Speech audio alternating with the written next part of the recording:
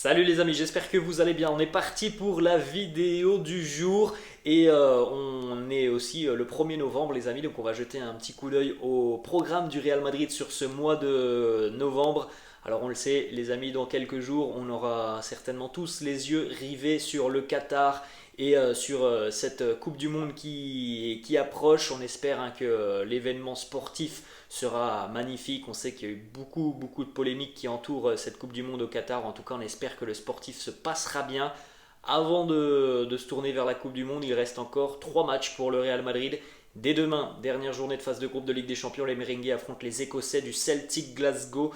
Les Merengues, évidemment, qui en cas de victoire demain valideraient la première place du groupe. Lundi prochain, le Real sera en déplacement du côté de Vallecas, derby de Madrid, pour affronter le Rayo Vallecano. Et jeudi, donc dans une dizaine de jours, le Real affrontera l'un des mauvais élèves de Liga, à savoir Cadix. Mais Cadix est une équipe qui est capable d'embêter les plus grosses écuries de Liga. C'est le style de jeu de Cadix, c'est typiquement ce qui va déplaire au Real Madrid. C'est une équipe qui défend très bas avec un bloc très resserré, des lignes très resserrées.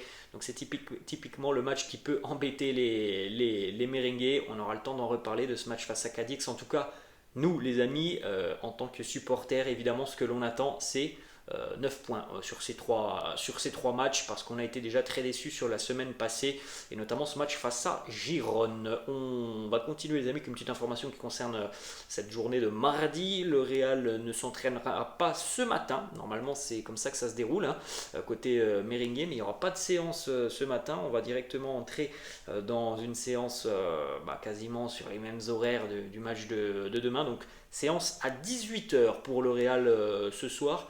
Et à 17h15, on aura la conférence de presse de Carlo Ancelotti qui évoquera évidemment les pépins physiques de certains merengues dont on discutera dans quelques instants.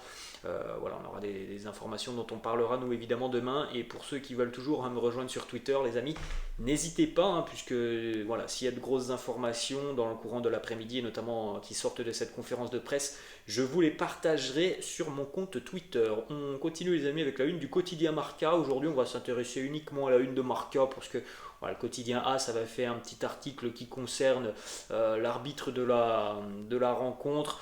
Marca, lui, nous fait une petite information sur le Real, c'est tout en haut.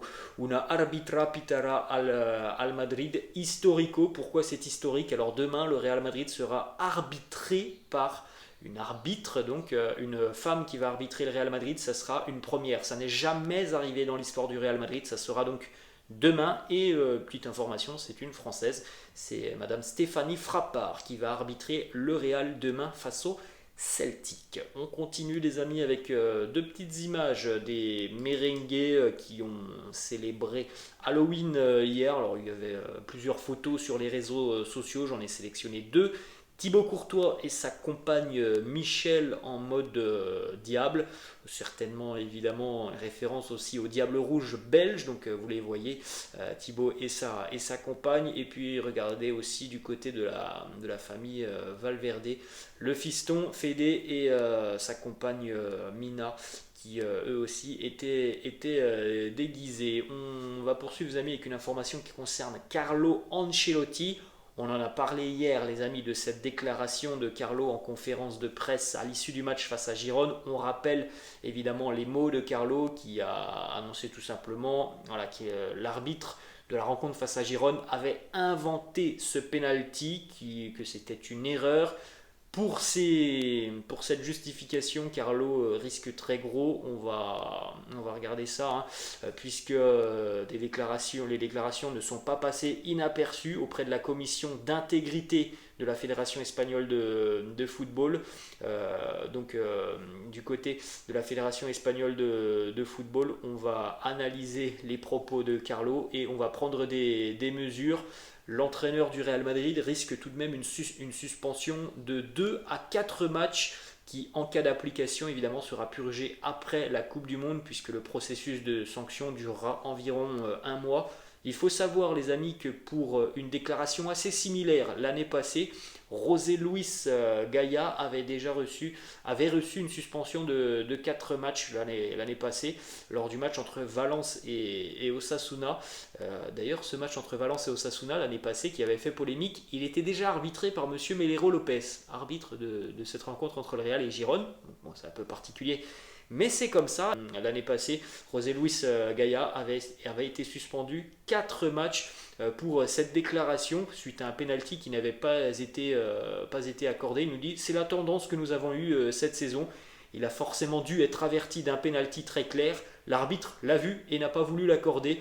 Nous nous battrons contre tout et nous continuerons. Nous ne pouvons rien dire parce que vous recevez un carton jaune comme moi à la fin du match. Ils font ce qu'ils veulent. Voilà les mots de José Luis Gaya l'année passée. Il avait pris 4 matchs de suspension. Donc on peut penser les amis qu'avec la déclaration de Carlo Ancelotti, il va y avoir une suspension. Pour Carlo, c'est à mon avis ce qui va tomber pour le Mister Ancelotti. Du côté du Real Madrid, les amis, on se tient déjà prêt à contre-attaquer puisque le Real est indigné par le fait que la Fédération espagnole de football envisage de sanctionner Ancelotti pour ses commentaires sur l'arbitrage. Si Ancelotti est sanctionné, le Real aura recours à des instances supérieures. Donc voilà, on verra tout ça certainement les amis dans les prochains jours, mais il y a tout de même une grande chance que Carlo Ancelotti soit malheureusement suspendu pour ses propos après le match face à Girone. Ensuite les amis, on a une petite information du quotidien Marca qui nous annonce que les dirigeants du Real Madrid reconnaissent à l'heure actuelle un manque d'intensité de la part des joueurs en raison notamment de la proximité de la Coupe du Monde. Il n'y a pas d'avertissement, mais cette situation est particulièrement irritante. C'est vrai, les amis, que voilà, sur la dernière semaine de compétition, on est, je pense, un peu déçus. Alors le match face à Leipzig, on le sait, les amis, c'était un contexte très particulier. Le match face à Girone, voilà, il y a eu tellement de facteurs qui ont fait que ce match a été décevant qu'on peut être déçu. Après les amis, bon voilà, on sait qu'il va y avoir beaucoup de temps forts, il y aura aussi des temps faibles cette saison. On est actuellement en train de traverser un temps faible, on espère que demain face au Celtic on aura une réponse positive des troupes merengues. On a vécu quand même un début de saison qui est quasi parfait, hein, les amis. On est peut-être aussi très très exigeant avec le Real par rapport à la semaine passée. On enchaîne les amis cette fois-ci avec des informations qui concernent la séance d'entraînement de la veille, donc séance le lendemain de ce match face à Girone. Les joueurs qui ont débuté la rencontre face à Girone ont eu une séance allégée, light hein, évidemment, c'était plutôt de la récupération pendant que le reste du groupe a démarré notamment avec pas mal d'exercices physiques, fitness, pas mal de travail de possession de balle et des travaux aussi de pressing. Petite image de la séance d'entraînement de la veille, hein. Vous pouvez jeter un petit coup d'œil les amis sur les joueurs présents à l'entraînement et on avait notamment la présence d'Iker Bravo, jeune joueur Iker Bravo hein, qui est arrivé il y a 3 mois, même pas du côté de Madrid, qui fait vraiment de bonnes choses avec la Castilla. Donc Iker Bravo qui s'entraîne avec l'équipe première et il est possible qu'Iker Bravo obtienne des minutes demain face au Celtic Glasgow.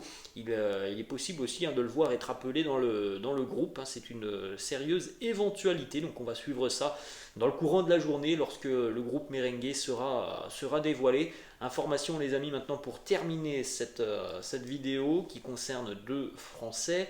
Karim Benzema et Aurélien Tchouaméni étaient présents hier sur le terrain, mais ils n'ont pas participé à l'entraînement collectif. Les 2 Français se sont entraînés de manière individuelle, donc les amis, voilà, il y a tout de même peu de chances de voir Karim et Aurélien disponibles demain à 100%. Les 2 joueurs sont pour le moment incertains avant d'affronter le Celtic. On aura donc un entraînement ce soir, on aura la conférence de presse de Carlo Ancelotti, donc on n'aura pas d'informations les amis avant, je pense, les alentours de 18h. En tout cas, à l'heure actuelle, il y a de fortes chances que les deux Français ne soient pas aptes demain pour affronter les Écossais. Et on verra donc les amis dans le courant de la journée ce qui va se passer côté merengue. Voilà les amis, la fin de cette vidéo. J'espère que ça vous a plu. N'hésitez pas comme d'habitude à lâcher un petit pouce bleu. N'hésitez pas non plus à vous abonner à la chaîne les amis. Je vous laisse et je vous dis à demain. On se retrouve demain matin les amis avec la vidéo d'avant-match, les déclarations d'avant-match de Carlo et les compositions d'équipe probables. Allez les amis, je vous souhaite une très bonne journée et je vous dis à demain. Ciao.